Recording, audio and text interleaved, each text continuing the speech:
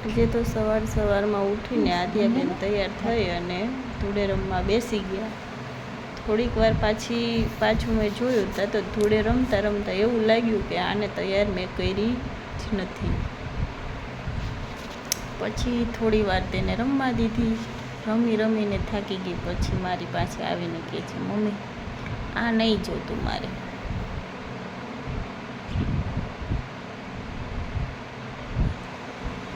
પછી ત્યાં ના મજા આવી એટલે બીજી બાજુ ગઈ ફળિયાની પાછળ રમવા. ઘડીક દાદી સાથે રમી લીધું.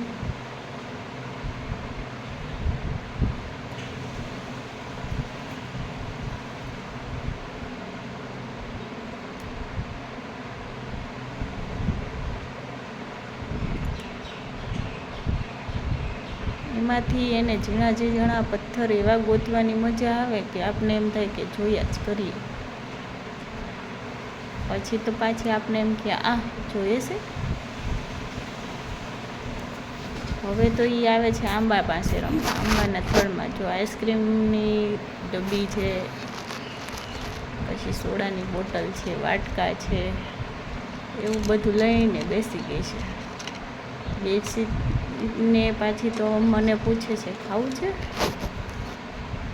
અને એક જગ્યાએ તો બેસવું ગમે જ નહીં. દોડાદોડી જ કરવી હોય.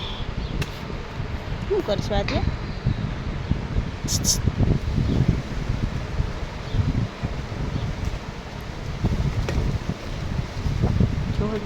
જો ઊભી થઈ.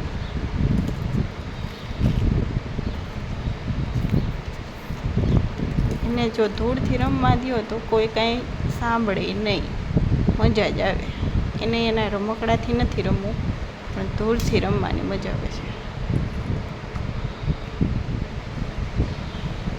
તો તેને તેના રમકડા પણ યાદ ના આવે.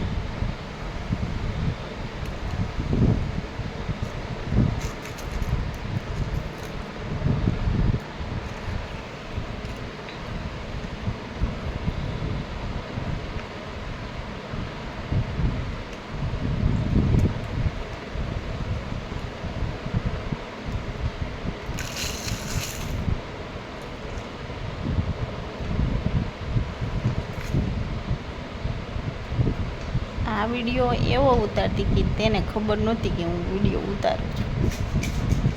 પછી મારા સામું જોવે છે અને કહે છે શું? એને આઈસ્ક્રીમની ડબ્બી ખાલી થાય એટલે આપણે કચરામાં નહીં ફેંકવાની, એને રમવા દેવાની. જો કે કચરામાં ફેંકી દીધી તો આપણા ઉપર ગુસ્સે થઈ જાય. ખાઈ લે એમાંથી મમ.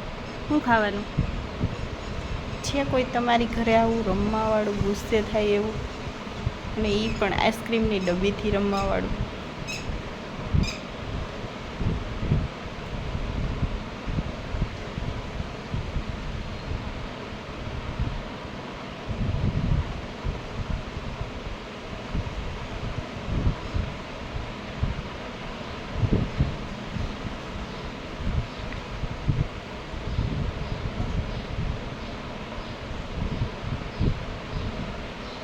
હવે આવે છે બીજો નવો લુક.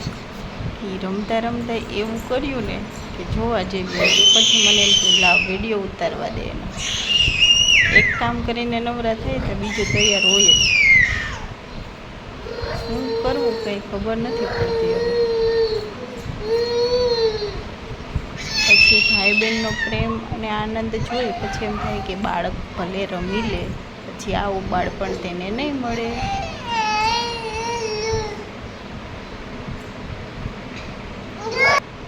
હવે પૂછું છું આદ્યાને કે દવા પીવી છે? મમ ખાવું તારે? પૂછે છે ના મારે દવા નથી પીવી. શેમાં મમ છે?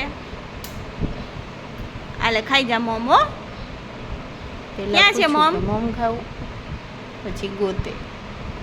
પછી હવે કહેશે કે ના એમાં છે નહીં પીવી. આદ્યાને દવા પીવી? જો ના થોડીક પીવી, થોડીક દવા પીવી આદ્યાને. હાલો પાઈ દો. હો દવા પીવી ને? અમારી આ ચકલી સમજો, ને આદ્યાને દવા પીવી? બેસતી જ નથી. છે કોઈની ઘરે આવી ચકલી? આદ્યાને દવા પીવી? નથી પીવી